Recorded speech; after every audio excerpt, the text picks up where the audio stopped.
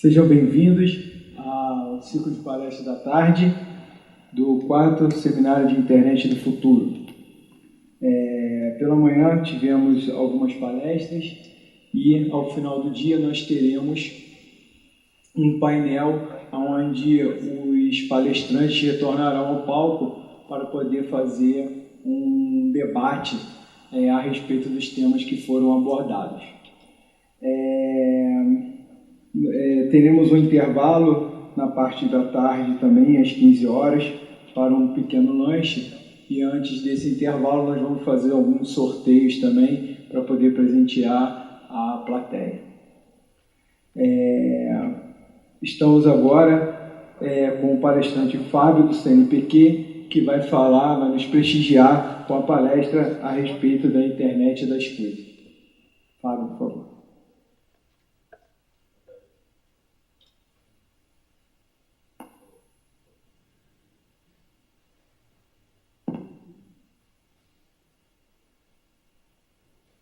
Alô, boa tarde. Primeiro eu queria agradecer a oportunidade de estar aqui junto com vocês, agradecer a organização pelo convite. Na verdade, o Leonardo era a pessoa do CPQD que ia estar aqui, mas surgiram alguns compromissos urgentes com ele, que ele não conseguiu estar aqui, eu vim para substituir ele. Aqui, provavelmente, hoje, eu vou ser o palestrante menos técnico a conversar com vocês, né? Eu trabalho na área de inovação do CPQD, só que eu trabalho fazendo a ponte entre os projetos de inovação e o mercado. Então, eu trabalho nesse meio do caminho entre o desenvolvimento da inovação e a chegada da inovação ao mercado. A primeira palavra que eu acho que é muito importante da gente tratar dentro desse tema de IoT é a questão do ecossistema.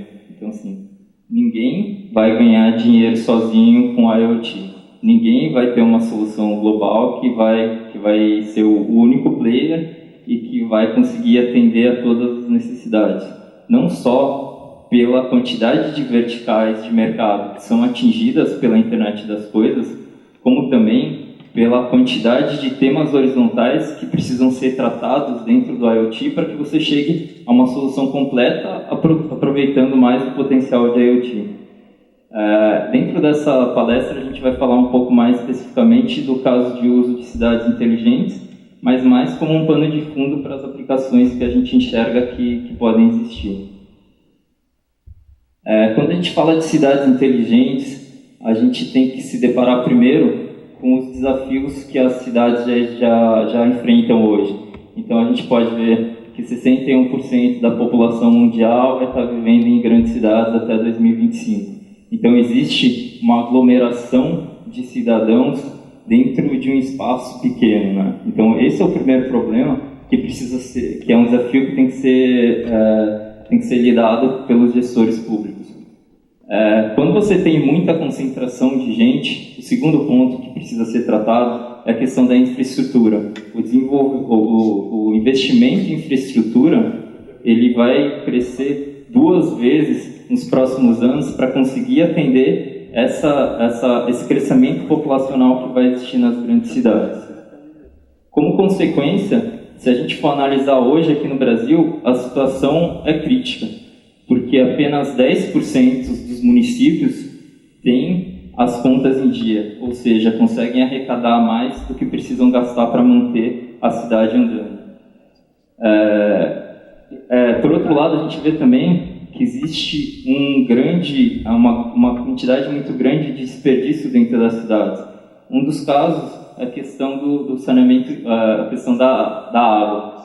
Aqui, provavelmente, vocês não viveram a mesma criticidade que a gente viveu em São Paulo, em ter uma falta de água, ter racionamento de água no último ano. Esse ano melhorou um pouco pela quantidade de chuva que a gente teve, mas a gente viveu um racionamento e saber que 30% da água tratada do Brasil ela é desperdiçada é um crime perto da consequência que o cidadão vive. E muitas vezes é o cidadão da periferia que tem menos condições.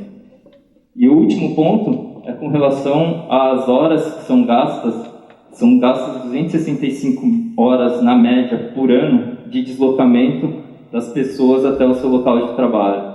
Então, esse é outro desperdício que talvez não caia a conta direta na cidade, mas cai nos cidadãos e indiretamente cai na cidade também.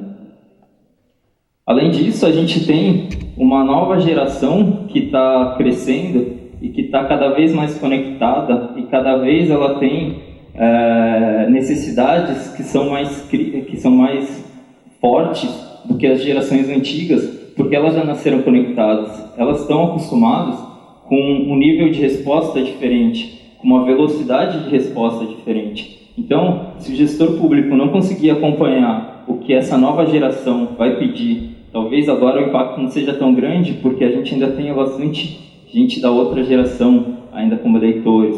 Mas quando, daqui a 20 anos, daqui a 30 anos, essa situação pode ser diferente, e o gestor público ele vai ter que estar adequado a esse tipo de realidade. Então, aqui um exemplo que a gente tem é um partido da Austrália que ele lançou um aplicativo para todos os colaboradores do partido, que eles têm a condição de ver quais temas estão sendo votados, e eles fazem eles dão a opinião deles em cima desses temas, e os deputados, quando vão tomar as ações deles, quando vão fazer a votação, eles sabem qual é a opinião dos partidários, das pessoas que fazem parte dos colaboradores daquele partido, para tomar a decisão dele. Isso é se aproximar cada vez mais do eleitor. Então, o deputado, não só em momentos de eleição, mas em momento de votação que ele tem que fazer no Congresso, ele também está mais próximo do eleitor dele. E como que a gente enxerga que a internet das coisas vai ser um grande acelerador? Na verdade, não é a única tecnologia, não é a única solução que vai ajudar a cidade a ser mais eficiente, mas ela vai ter papel fundamental para que a cidade se torne mais inteligente. Como isso acontece? O primeiro ponto é a quebra dos silos digitais. Hoje, a grande maioria das prefeituras, elas trabalham em silos, então cada secretaria é um silo. Os recursos não são compartilhados entre as secretarias. Então, por exemplo, se a secretaria que cuida do trânsito precisa ter uma câmera, e a secretaria que cuida da segurança precisa ter uma câmera também, cada um tem uma câmera. Então são duas câmeras. E pior que isso, muitas vezes não são só duas câmeras, são duas câmeras, duas redes, 2 sistemas de monitoramento. Então é tudo dobrado que existe dentro da cidade. Essa é uma maneira de você diminuir o investimento que você tem em infraestrutura. Quando você começa a compartilhar essa infraestrutura entre as diversas secretarias. Outro ponto é que cada vez mais o governo vai ter que disponibilizar serviços que permitam que a cidade, que o cidadão esteja mais conectado à cidade, e serviços mais inovadores. Se a gente depender do investimento do município nesse tipo de solução, provavelmente a gente ainda vai demorar 20, 30, 40 anos e não vai ter essa evolução. Então, quando a gente está falando em dados abertos, quando a gente está falando em transparência, não só o gestor público pode desenvolver a aplicação, como o aplicativo pode ser desenvolvido por qualquer um, por uma startup, por uma empresa pequena, por uma empresa grande, por qualquer um, e pode chegar ao cidadão no final das contas. Então, com a internet das coisas, se a gente tiver a disponibilização da informação, a aplicação, ela não necessariamente precisa da participação da prefeitura ou do governo para ser desenvolvida. Outro ponto é a questão da eficiência e da eficácia, né? Então, por exemplo, a questão da água. Se a gente continuar com esse nível de desperdício, daqui a pouco a gente não vai conseguir mais conviver dentro de uma cidade. A gente vai faltar o recurso básico que é necessário para que a gente tenha uma qualidade de vida boa.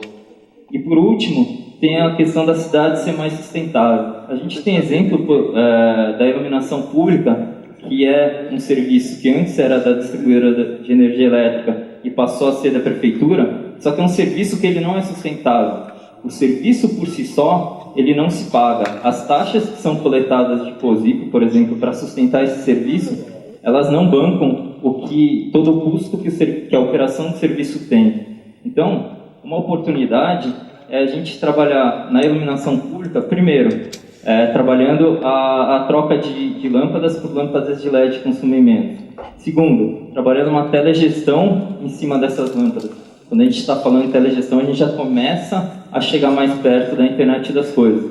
Mas se além da telegestão, que é a capacidade de você controlar a lâmpada de forma remota, através de uma rede mesh que existe entre as luminárias, você pode prover serviço de conectividade também. A partir do momento que você tem essa rede e você consegue fazer com que essa rede se comunique com dispositivos que estão fora dela, você consegue gerar um novo negócio a partir de um negócio que é deficitário. E aí, com essa renda adicional, esse serviço ele começa a ser viável financeiramente. E que tecnologias que estão por trás de tudo isso? Então, provavelmente eu vou repetir muito o que foi falado hoje e vai ser falado ainda em cima desse mesmo assunto, né? Mas de um lado a gente tem os objetos inteligentes, que cada vez mais a gente tem que se preocupar com assuntos que estão mais ligados à internet das coisas. Por exemplo, a questão de consumo de energia. Então, cada dispositivo na ponta, você não pode ficar trocando a bateria dele a qualquer momento. Esses sensores, muitas vezes, eles ficam em lugares que são difíceis de se alcançar. A questão da conectividade, a internet das coisas, muito provavelmente, em alguns pontos, a gente vai ter que cair num tipo de conectividade que é diferente da necessidade que você tem hoje, por exemplo, com 3G e 4G. Por quê? Porque, como o próprio professor Flávio falou de manhã, cada vez mais você vai precisar de uma banda pequena, porque esses sensores eles não comunicam muita informação, mas eles estão espalhados em diversos pontos da cidade. Então você precisa ter um alcance maior com uma banda menor. A questão da cloud também é fundamental, porque a cloud é uma tecnologia que consegue fazer com que todas as informações elas vão para um lugar comum. A Analytics também, sem dúvida, vai ser importante, porque quando a gente está falando de sensor, a gente está falando de como se fossem os nossos órgãos que conseguem sentir o nosso ambiente. Mas o cérebro, ele está mais ligado no Analytics. Enquanto a gente tiver aplicações que elas estão mais contidas e não conseguir se utilizar de todas as informações disponíveis, a inteligência que ela vai gerar e o valor que ela vai gerar vai ser menor. As aplicações também, não adianta nada todo esse desenvolvimento para trás se ele não chegar na ponta. Alguém tem que usar toda essa tecnologia que está sendo desenvolvida para trás. Se ela não chegar na ponta, não adiantou nada todo esse desenvolvimento de tecnologia que teve por trás. E lá no fim, um ponto-chave é a questão do compartilhamento. Eu não enxergo a internet das coisas sem compartilhamento. Cada vez mais a gente vai ver a necessidade de compartilhar não só recursos como informações, como é o compartilhamento que vai fazer com que qualquer um possa fazer um desenvolvimento para a internet das coisas e que esse desenvolvimento traga valor e inteligência no final. Hoje, quando a gente vê a maioria das iniciativas de IoT, a gente vê uma série de silos, agora não são silos da secretaria, mas são silos de tecnologia, né? Então, de um lado, a gente tem vários objetos inteligentes, só que eles estão mais contidos dentro do escopo deles. Então, é como se a gente tivesse o nosso arco reflexo. Eu encosto no lugar que está quente e eu tiro a mão. Essa é a inteligência que a gente está conseguindo ter hoje. Se a gente conseguir pegar toda essa informação, trazer para um lugar centralizado, conseguir fazer um processamento onde você enxergue mais do que só o ambiente específico daquele objeto, você vai conseguir tirar decisões mais inteligentes. O segundo ponto é o efeito ATT que as operadoras estão vivendo. Então, o que acontece? As operadoras são as responsáveis por disponibilizar o recurso de telecomunicações. As operadoras têm uma Anatel por trás, regulando e vendo e acompanhando o desempenho dela. As operadoras têm todo o custo de infraestrutura para manter a conexão no ar. E tem muita gente ganhando mais dinheiro que a operadora, trabalhando em cima do serviço dela e gerando um serviço adicional. Então, estamos falando de Facebook, estamos falando de Netflix, estamos falando de WhatsApp. WhatsApp é o pior dos casos para a operadora ainda, né? Porque ela está competindo com o serviço prestado pela operadora em cima da rede da operadora. Então, é uma situação que a operadora hoje se vê num beco sem saída, porque ela precisa fazer alguma coisa, mas todo o investimento, toda a manutenção da infraestrutura está a cargo dela, né? Então, se a gente tem problema no WhatsApp, por exemplo, ninguém vai xingar o WhatsApp. A gente só não vai xingar o mesmo nome porque cada um pode ter uma operadora diferente, mas no final das contas, um vai xingar a Vivo, outro vai xingar a Claro, outro vai xingar a TIM, mas no final das contas, todo mundo vai reclamar do serviço da operadora e não do serviço do aplicativo no final. E a questão da cloud também, hoje, a gente trabalha muito os recursos em nuvens, onde a gente pega os sistemas e sobe para a nuvem, né?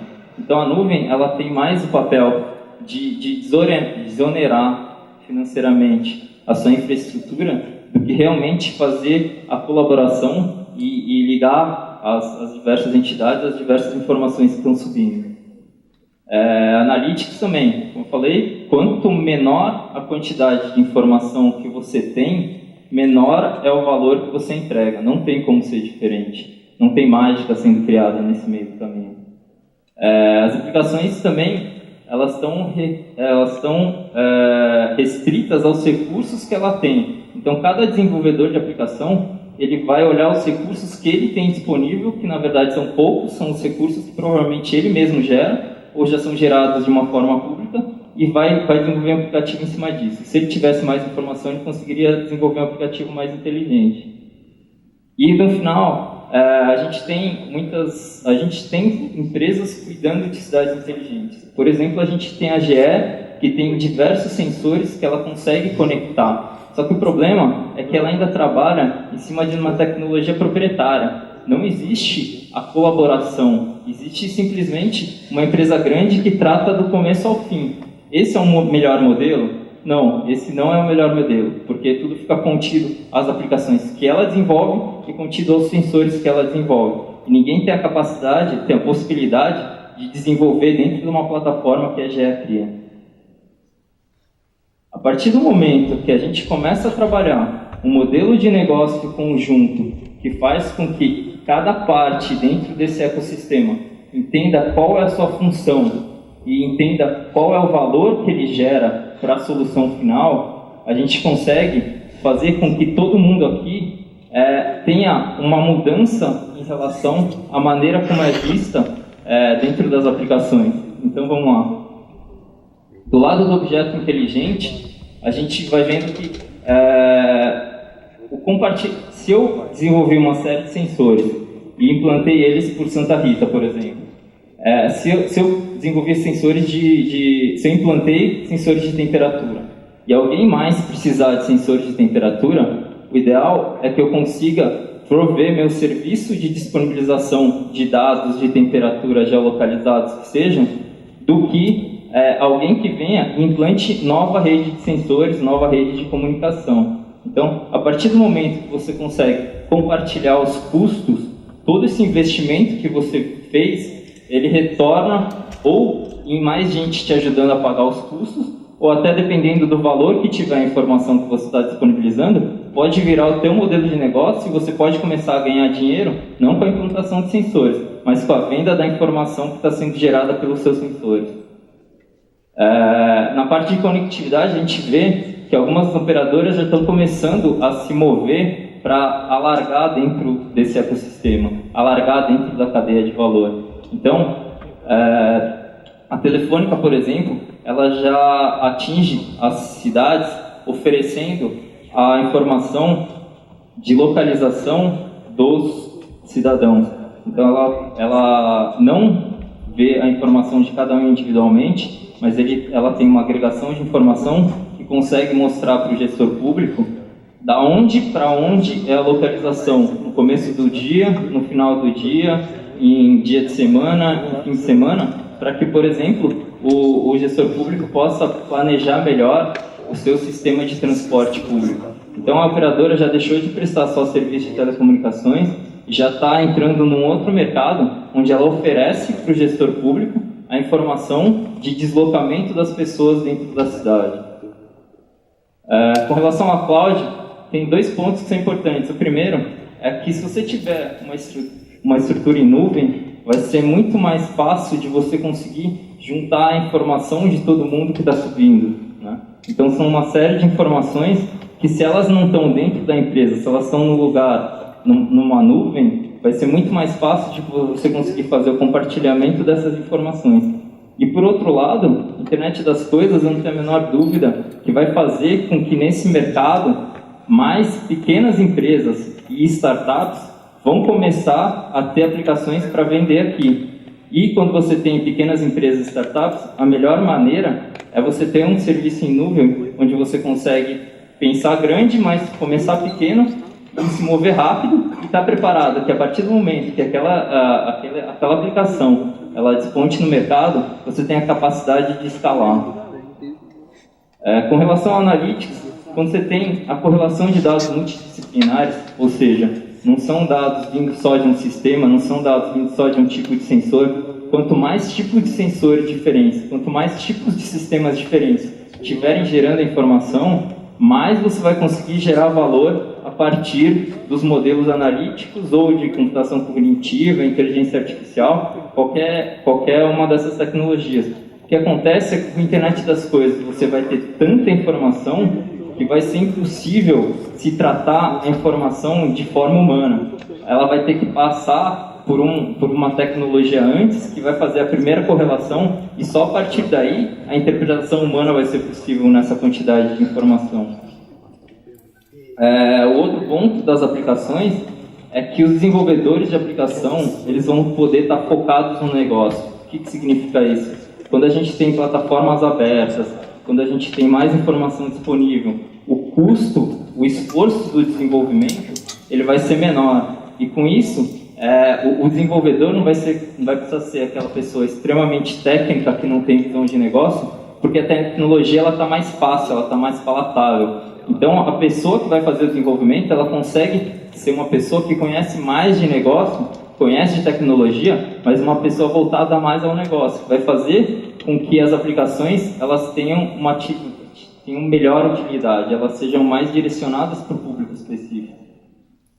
E do último lado lá, a questão do compartilhamento, a gente tem plataformas abertas e até tem alguns economistas americanos que falam que a internet das coisas tem o potencial de mudar o capitalismo da maneira como a gente vê ele hoje. Por quê? Principalmente por causa do compartilhamento e colaboração. Então aqui, por mais que cada um esteja olhando o seu lucro no final das contas, se os seus parceiros de negócio eles não tiverem bem financeiramente, se eles também não tiverem tendo o lucro deles, esse ecossistema inteiro cai e a pessoa cai, e a empresa cai por consequência. Então não vai poder ser um modelo como o dos grandes supermercados hoje, você pega um Carrefour, pega um Walmart, onde eles exploram ao máximo os fornecedores deles para aumentar a margem de lucro. Aqui não. Aqui todo mundo vai ter que pensar nesse ecossistema.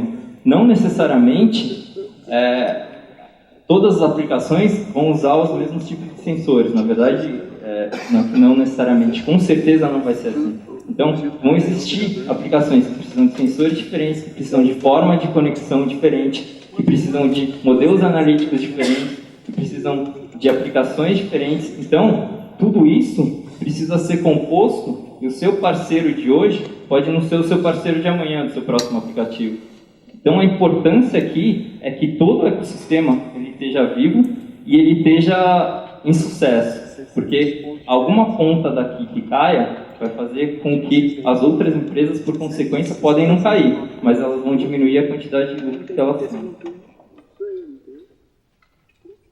A partir desse momento, quando você tiver uma infraestrutura que permite que você consiga compartilhar informação, consiga ter a questão da colaboração, a gente consegue ter uma cidade muito mais inteligente, onde, por exemplo, dentro do ponto de ônibus, você saiba quanto tempo demora para chegar ao próximo ônibus.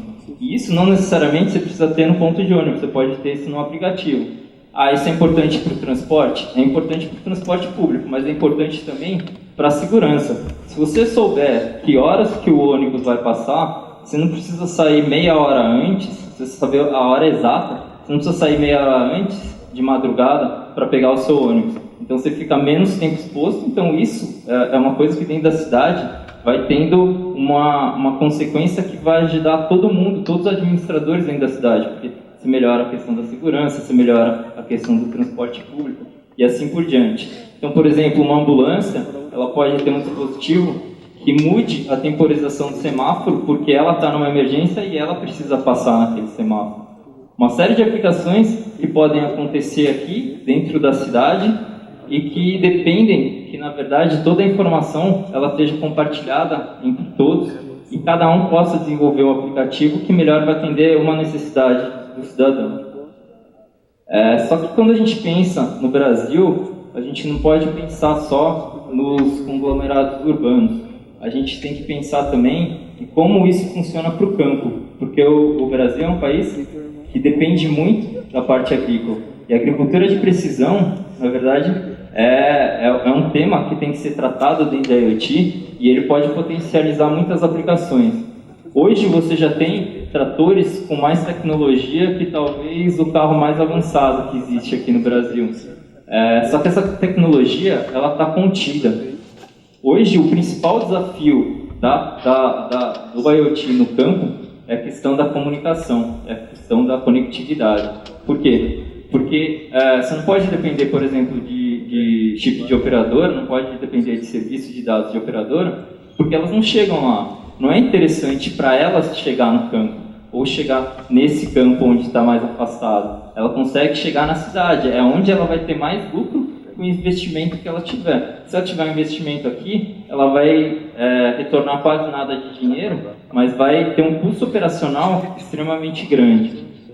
Então, a partir do momento que você conseguir dar a conectividade no campo, uma série de tecnologias que já são usadas lá, já tem uma série de informações que podem ser usadas em tempo real, que podem ser usadas em tempo perto do real, que vão gerar aplicações, que vão potencializar aplicações que conseguem não só trabalhar a conectividade no campo, não só trabalhar a inteligência do trator especificamente, como de todo o planejamento de como vai ser feito o plantio e a colheita, dando mais eficiência.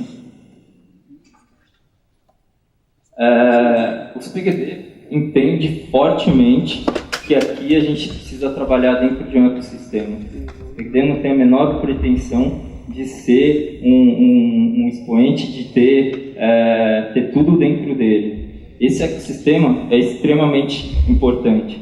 Então, dentro de projetos que a gente tem, por exemplo, esse com o BNDES para chegar no campo. Então, a gente tem o desenvolvimento de tecnologias para dar, em primeiro lugar, a conectividade e depois para fazer o aumento da produtividade no campo. A gente desenvolve esses projetos em Embrapi, com financiamento em Embrapi, para quê? Para criar empresas que tenham a capacidade não só de gerar sensores, não só de gerar gateways, não só de gerar aplicações, mas que consigam trabalhar em conjunto. Então, esse é um dos objetivos, que a gente cria indústrias que podem se potencializar e a gente entende que pode ser um elo de ligação para essas indústrias, para que elas se conversem e elas gerem oportunidades em conjunto e gerem resultados em conjunto. E do outro lado, a gente tem também projetos com o ITS e com o Fórum Brasileiro de IoT de empreendedorismo. Então, a gente lançou um desafio voltado para cidades inteligentes, onde várias startups passaram por esse processo.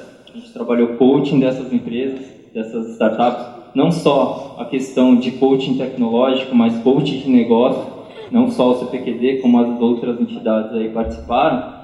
E os três principais, os três ganhadores, as três melhores aplicações que foram geradas, elas vão estar expondo no espaço de inovação da Futuricom desse ano.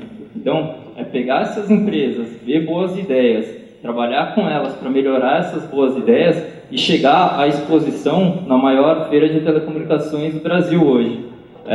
Então, não só deixar elas trabalhando a tecnologia, mas expor a tecnologia que elas estão trabalhando e fazer com que essas empresas também cresçam dentro da visão do mercado. É muito importante o papel das pequenas empresas e das startups dentro do ecossistema de IoT. Porque as empresas grandes, elas não vão conseguir fazer tudo sozinhas. E aqui eu recebi mais uma missão do CPQD em falar de dois projetos que a gente entende que fazem total sentido serem discutidos num fórum como esse, porque eles precisam muito da colaboração das entidades de ensino, dos centros de pesquisa das possíveis startups do ambiente empreendedor para que a gente trabalhe. Primeiro, a plataforma IoT, a gente tem um projeto junto com o Funtel, onde a gente vai fazer o desenvolvimento de uma plataforma de IoT baseada em Firewall. Então, assim, já interessa muito a conversa com a UFO agora, para a gente trabalhar um pouco desse projeto em conjunto, já que eles estão trabalhando com Firewall. A nossa plataforma vai ser em cima de Firewall, então cada um desses projetos que existem hoje, eles se tornam importantes, porque a ideia desse projeto é desenvolver uma plataforma, mas não desenvolver a plataforma para deixar a plataforma rodando. É desenvolver uma plataforma para ter aplicações, para ter provas de conceito em cima dessa plataforma e tornar essas provas de conceito como vitrines, como laboratórios vivos. E aí a gente pode falar, hoje a gente está falando de Fortaleza, pode falar de Uberlândia, pode falar de Santa Rita, pode falar de uma série de lugares onde a gente vai ter essas tecnologias rodando como laboratórios vivos para que quem tem interesse, para que dissemine não só o que está sendo desenvolvido, mas todo o conhecimento que está por trás disso e faça com que o Brasil possa, inclusive, se tornar protagonista dentro do ambiente de IoT. É esse o objetivo do projeto. E aqui também a gente tem um projeto que a gente acabou de ganhar no BNDES, em conjunto com a McKinsey e Pereira Neto, advogados, que o Pereira Neto é do Ronaldo Lemos, que foi um dos criadores, um dos idealizadores do Marco Civil da Internet. Esse projeto tem o objetivo de fazer um estudo setorial a respeito de IoT, onde a gente vai conversar tanto com empresas, quanto com governos, quanto com ICTs, quanto com universidades, para traçar qual que é o futuro da internet das coisas no Brasil. Então, o que a gente vai levantar? Demanda do mercado, vai levantar quais são os possíveis fornecedores, qual é o ambiente que precisa ser fomentado. Então, um dos objetivos do BNDES nesse projeto é saber que linhas de fomento são necessárias para que a indústria nacional ela consiga ser competitiva em dispositivos de IoT, seja competitiva em aplicações de IoT. E, além disso, esse projeto é maior e busca também a definição de políticas públicas necessárias para que a IoT seja viabilizada no Brasil. Então, tem uma série de regulações, tem uma série de legislações que precisam ser adequadas, porque elas não, quando elas surgiram, não existia provavelmente nem internet, quanto mais internet das coisas. Então, esse fórum precisa discutir com diversos fóruns quais são todas as necessidades, o que cada um está enxergando, para que a gente consiga ter o estudo mais completo possível e consiga lá na frente com que o Brasil se torne referência. Mais uma vez, é esse o objetivo do PQD, que o Brasil se torne referência em questões de IoT. E aí outro ponto que a gente precisa tratar nesse estudo, e aí a proximidade com as universidades ela é fundamental, é a questão de qual é o skill de profissional que precisa sair para trabalhar com IoT. A gente vem a quantidade de cursos e profissões ela vem evoluindo aos poucos, mas ela precisa evoluir de uma maneira mais rápida para que ela atinja as necessidades que já estão acontecendo hoje no mercado. Então, que tipo de profissional é necessário? É necessário um profissional de um certo skill para trabalhar sensor, conectividade? Talvez seja diferente das profissões que a gente tem hoje, talvez seja diferente dos cursos de formação que a gente tem hoje. E, por último aqui, eu queria deixar também para vocês uma série de webinars que o CPQD gravou e que estão disponíveis gratuitamente, que tratam os conceitos de IoT dentro das nossas competências. Então, isso começa desde conectividade a sensores, passa por smart cars, segurança e até como a computação cognitiva vai alavancar a internet das coisas.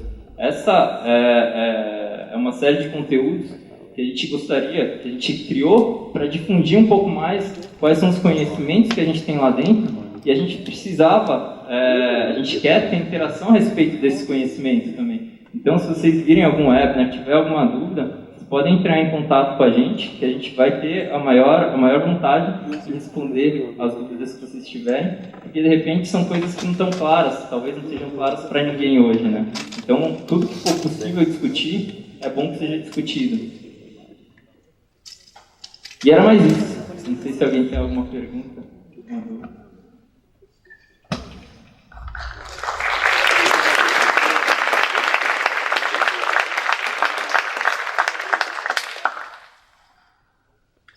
Bom, vamos abrir para algumas perguntas, caso alguém gostasse, desejasse fazê-la. Alguém gostaria de fazer alguma pergunta a respeito da palestra do Fábio?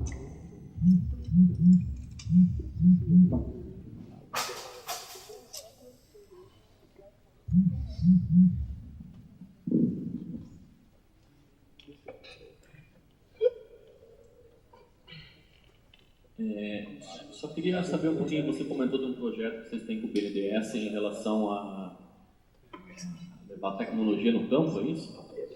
Tecnologia para o campo. Para o campo, né? Que tipo de tecnologia vocês estão vislumbrando para levar a conectividade para esse tipo? Então, a gente está trabalhando com uma usina grande, uma usina de cana-de-açúcar grande. Então, é uma usina que tem uma capacidade de investimento em infraestrutura extremamente grande. E ela precisa de uma certa confiabilidade na conectividade. Então, a gente está trabalhando em herbes de LTE em 250, numa faixa não licenciada. Hoje é dessa maneira que a gente está tratando para eles. Não necessariamente vai servir para todo mundo, mas uma empresa grande que tem essa capacidade de investimento, com certeza é uma tecnologia bastante viável. No segundo momento, pode-se até pensar em prestar algum tipo de serviço adicional. Mas nesse momento, o que eles estão querendo é fazer só a conectividade interna através de uma faixa de frequência não licenciada, mas LTE. Fábio, você tem algum estudo relacionado a custos? Do tipo, se cair $1 por dispositivo, o que isso abre em termos de aplicabilidade, coisas assim que a gente possa ter noção da velocidade que isso pode andar? Então, hoje a gente lá no CPQD não tem um estudo nessa linha, porque na verdade o que a gente precisa trabalhar é muito em cima da aplicação que vai ser dada, né? Então, de repente, não é cair $1 no dispositivo que vai fazer com que ele seja viável, mas talvez seja uma outra aplicação que possa usar o mesmo dispositivo e possa compartilhar o custo desse dispositivo, que possa fazer com que o dispositivo se torne viável. Então, são uma série de fatores que, na verdade, essa análise ela é um pouco mais complexa. Em alguns pontos, a gente tem que fazer caso a caso, estudar que tipo de tecnologia, qual a aplicação e como que é a melhor maneira de tornar viável. Pode ser que seja cair $1 em um dispositivo, já faça com que ele se torne altamente difundido, mas pode ser que outras maneiras sejam mais adequadas para fazer com que aquele dispositivo tenha mais apelo de mercado.